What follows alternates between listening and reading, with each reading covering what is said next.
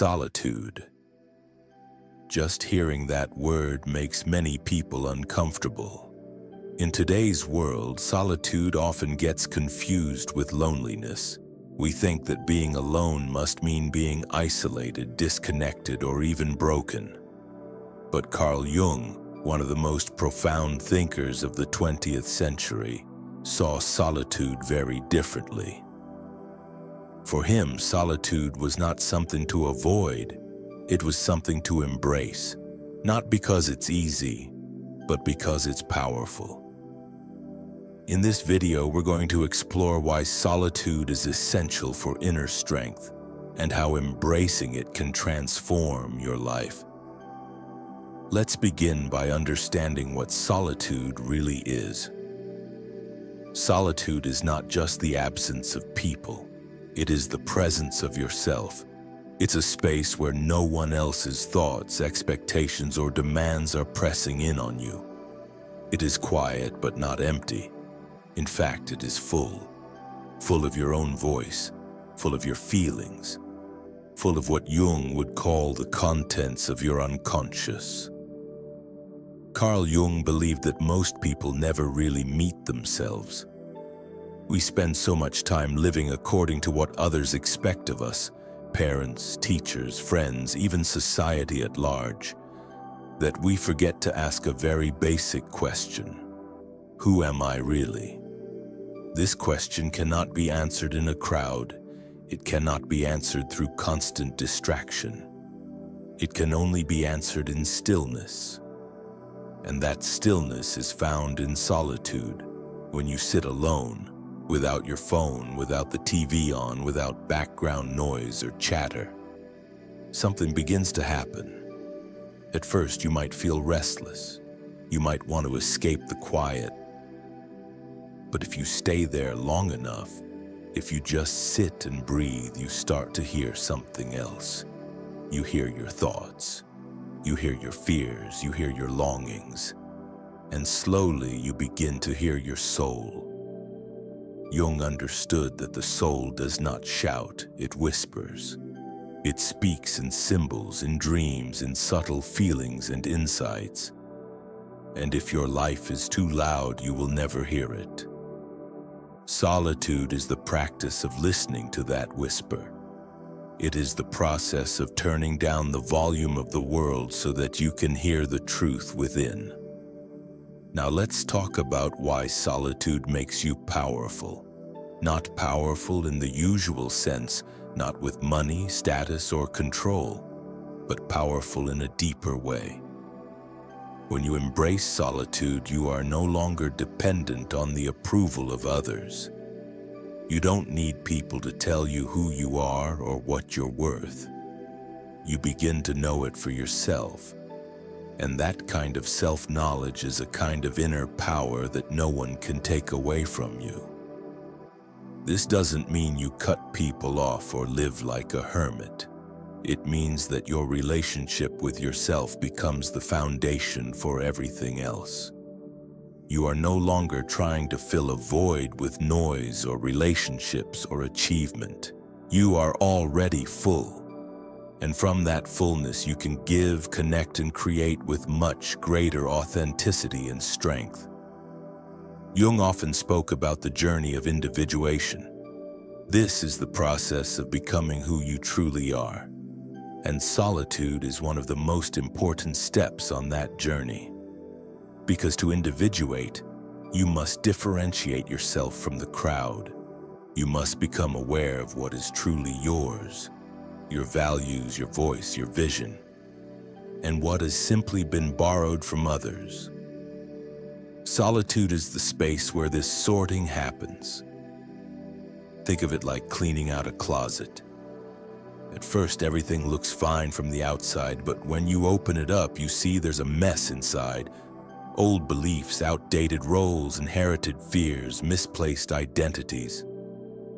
Solitude gives you the time and space to sort through it all, to ask, do I still believe this? Do I still want this? Does this still fit who I am becoming?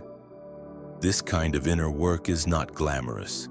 It's slow, it's quiet, but it's also sacred. Because you are getting to know yourself, not the version of you that tries to please others or avoid conflict or live up to an image, but the real you.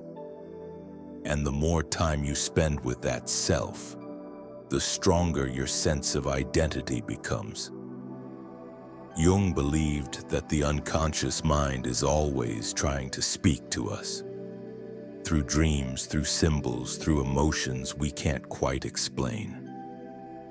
But most of us are too distracted to hear it. We are too caught up in the outer world. Solitude is the doorway to the inner world, and the inner world is where your true power lives. Many people fear solitude because they are afraid of what they might find. They're afraid of the parts of themselves they've buried, the grief they haven't faced, the anger they've repressed, the fears they've tried to ignore. But here's the secret: those parts of you are not there to hurt you. They are there to heal you. They are calling out not to be punished, but to be understood. When you spend time alone, you give yourself the gift of integration. You begin to welcome back all the parts of yourself that you once pushed away. The scared child, the angry teen, the tired adult, the dreamer, the doubter, the wild one, the quiet one. They all have something to teach you. And in solitude, you can finally listen. This process builds something Jung called psychic wholeness. It doesn't mean you're perfect. It means you're complete. You are no longer at war with yourself. You have made peace with your contradictions. You can be strong and gentle, confident and uncertain, outgoing and introverted. You are not just one thing. You are many, and all of you belongs. In this first part of our journey, we've looked at what solitude is, why it matters, and how it helps you become powerful. Not in the way the world often defines power, but in a deeper, truer way. As we continue in part 2, we will explore the obstacles to solitude, why it's so hard in our modern world, what fears come up when we try to be alone, and how we can begin to overcome them step by gentle step. So if you've ever felt afraid of being alone or unsure of how to begin this inner journey, don't worry, you're not broken, you're human. And the path inward is not a straight line, it's a spiral. We return again and again to deeper layers of truth, and with each return, we grow. In part 1, we explored the power of solitude through the lens of Carl Jung's ideas. We discovered that solitude is not about loneliness or isolation, but about reconnecting with the self, the true self that often gets lost in the noise of daily life. Now, in part 2, we need to talk about the challenges. Because even if we know solitude is valuable, practicing it is not easy. Most people, when faced with silence and stillness, feel anxious. They feel bored. Sometimes they even feel afraid. And this is where we must pause and ask, why? Why is it so hard to be alone? One reason is that we live in a world that constantly pulls us outward. From the moment we wake up, we are surrounded by stimulation.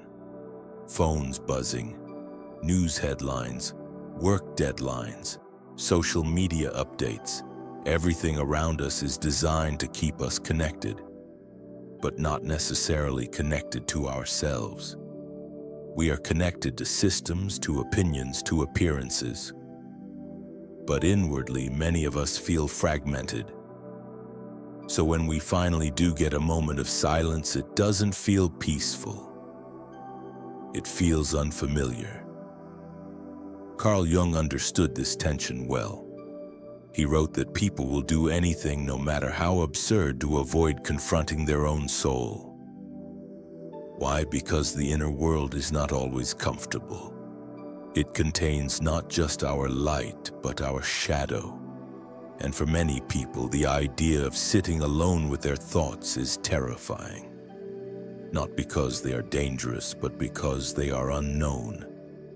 We fear what we don't understand, and we avoid what we fear. This is why embracing solitude requires courage. It requires us to turn toward ourselves instead of away. It asks us to meet the parts of us we have ignored, rejected, or forgotten. And that can be hard. That can even be painful. But it is also necessary. Because those parts of us, our fears, our wounds, our longings, are not the enemy. They are messengers, and they are waiting to be heard. Now let's look at some of the common obstacles that come up when we try to practice solitude. First is the discomfort of silence. Silence can feel heavy. It can feel empty. But silence is also fertile. It is the soil in which inner insight begins to grow. If you can stay with it just a little longer than you want to, you will begin to feel a shift. The restlessness will soften, the anxiety will quiet down. And in that stillness, something new will arise. Another obstacle is distraction. Our minds are used to jumping from one thing to another.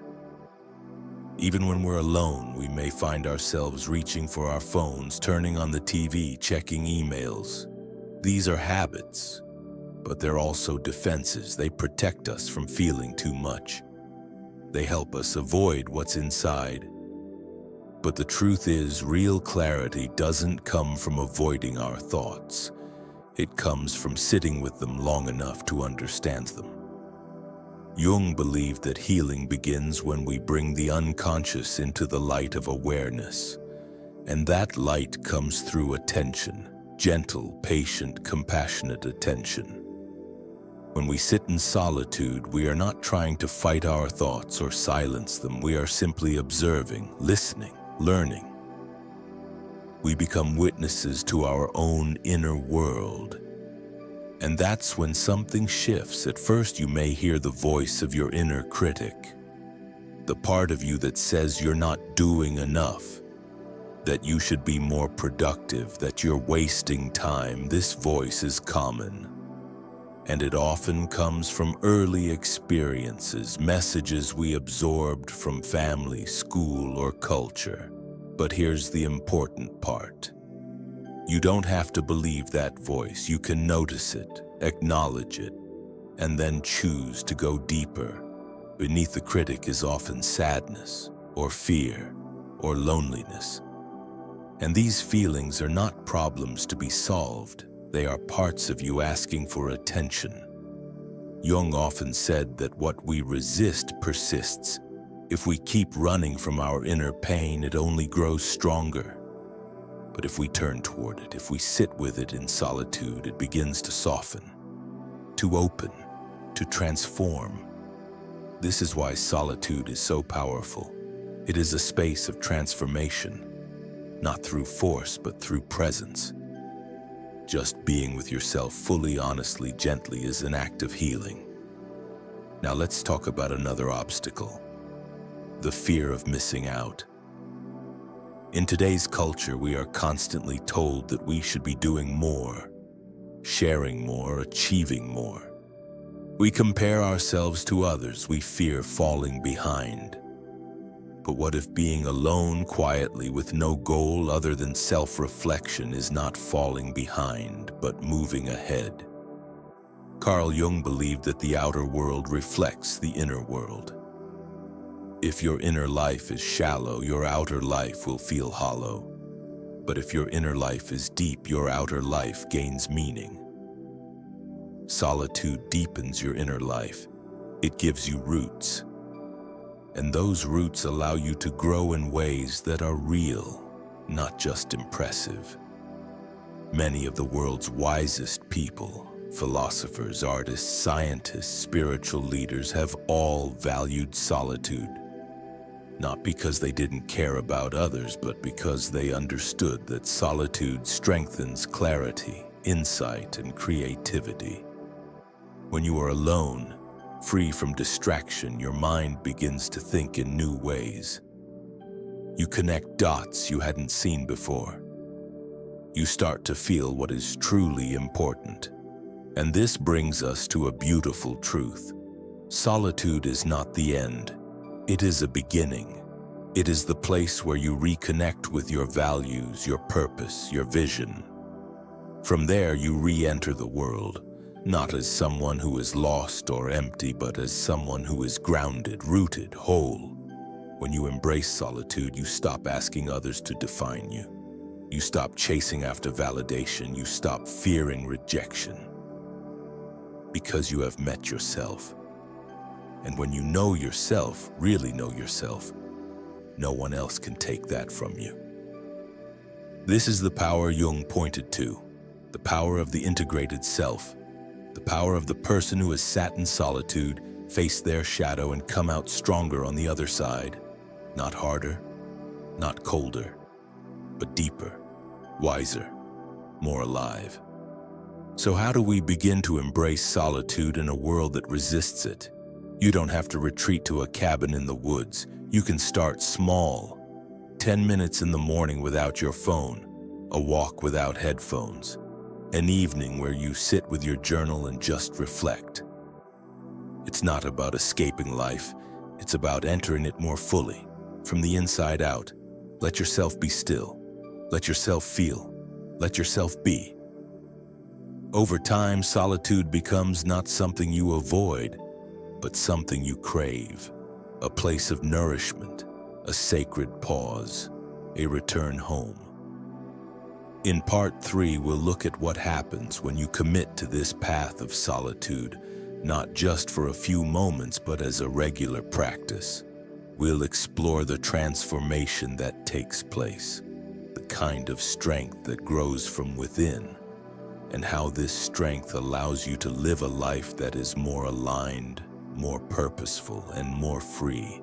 In part 1, we explored solitude as the space where the self begins to emerge. In part 2, we examined the obstacles that make solitude so difficult, the fear of silence, the pull of distraction, the discomfort of facing what lies within. And now, in part 3, we turn to what happens when we stay the course. What happens when solitude becomes a regular part of your life? What begins to change, not just within you, but in how you move through the world? To understand this transformation, we must go deeper into Carl Jung's idea of individuation. Individuation is not about becoming someone new. It is about becoming who you truly are. It is the slow unfolding of your authentic self. And solitude is the sacred ground on which this unfolding takes place.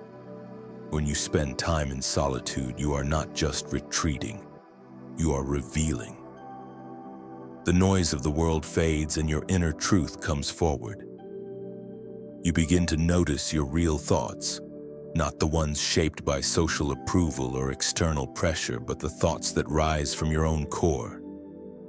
You begin to feel your own rhythms, your own preferences, your own ideas, and slowly, gently, a deep self-awareness emerges. This awareness is powerful because from it comes clarity. You begin to see what truly matters to you, what you want to say, what you want to create, what you want to let go of. You begin to live less from reaction and more from reflection, less from fear and more from purpose. Jung believed that people are not made whole by conforming to the world, but by listening to the inner voice that calls them to something greater. That voice cannot be heard in a crowd. It is too soft. It speaks in moments of quiet, of stillness, of solitude, and when you follow it, you begin to align with a deeper current, a current that moves not toward perfection but toward wholeness. Wholeness means that you stop cutting yourself into pieces. You stop pretending to be only what is acceptable. You stop hiding your sadness, your anger, your wonder, your longing. Instead, you welcome all of it. You hold it all. You realize that you do not need to be one thing. You can be many things, and this realization brings freedom. But something else happens too, something even more profound. You begin to sense the presence of something larger than yourself. In the quiet of solitude, you become aware not only of your individual soul, but of the deeper mystery that connects all things. Jung called this the self, with a capital S. It is the deepest layer of the psyche. It is the source of meaning. It is the place where the personal and the universal meet. In solitude, you begin to feel this connection. You sense that your life is not random, that there is a thread running through your experiences, a pattern, a purpose. And even if you cannot fully name it, you feel it. And that feeling gives you strength. It's important to understand that this strength is not loud. It is not about domination or control. It is quiet, steady, rooted. It comes from knowing who you are, even when the world misunderstands you. It comes from trusting your own path, even when others don't see it. It comes from having faced yourself and having chosen to love what you found. This inner strength changes everything. It changes how you relate to others. You no longer seek validation. You no longer need to be right. You listen more. You judge less. You stop performing and start connecting. Not from a place of need, but from a place of fullness. It also changes how you relate to the world. You begin to see that much of what people chase, success, fame, approval, is driven by fear. Fear of being nobody, fear of being invisible. But when you've spent time in solitude, you realize something radical. You are already somebody. You do not need to prove your worth. You simply need to live it. This changes the way you work, the way you create, the way you love. You stop trying to be impressive. You start trying to be real, and realness is rare. It is magnetic. Because in a world that is obsessed with image, authenticity shines like light in darkness. This is what Jung meant when he said, "The privilege of a lifetime is to become who you truly are." And that privilege begins in solitude. Not just once, not just during a retreat or a crisis, but as a practice, as a rhythm, as a way of life. So how do we live this way? How do we make solitude a part of our lives in a busy world? We start small. We carve out moments of stillness, a few minutes each morning, a quiet walk at dusk, a weekend without screens. These moments become sacred, not because they are dramatic, but because they are honest. They are where we meet ourselves again and again. We also begin to shift how we view time. Solitude teaches us that slowness is not laziness, it is depth, it is presence, it is attention. When you stop rushing, you start noticing the texture of your thoughts, the color of the sky, the tone of your own voice. Life becomes richer, not because more is happening, but because you are finally present for it. Over time, something beautiful happens. Solitude stops being something you have to practice. It becomes something you long for, a sanctuary, a source, a home. And from that home, you carry a different energy into the world, one of calm, of clarity, of quiet power. Others will feel it. They may not be able to name it, but they will sense that you are rooted, that you are not easily shaken, that you have gone somewhere they have not, and in doing so, you have brought back something true. This is the paradox. Solitude, though it begins in separation, leads to deeper connection, not just with others, but with life itself. Because when you know yourself, you can see others more clearly, you can love more freely, you can live more fully. So if you feel called to solitude, trust that call. Even if it feels strange, even if it feels lonely at first, know that you are stepping onto an ancient path, the path of the seeker, the healer, the creator, the one who dares to go inward so they can live outward with truth. Carl Jung spent his life exploring the depths of the psyche. He knew that the journey within is not always easy, but he also knew it is worth it. Because the one who returns from solitude is never the same. They are wiser, stronger, and more whole. So embrace the silence, welcome the stillness, let yourself be alone, not as a punishment, but as a gift. Because in that space you will discover not only who you are, but who you have always been. And that, more than anything else, is the source of true power.